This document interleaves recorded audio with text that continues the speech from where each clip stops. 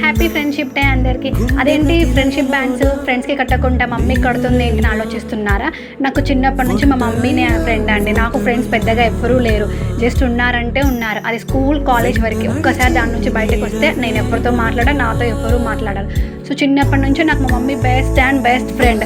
Positives or negatives, good or bad, ఏదైనా సరే నేను తనతోనే షేర్ చేసుకుంటాను. ఈవెన్ మా చెల్లితో కూడా ఎక్కువ షేర్ చేసుకోను.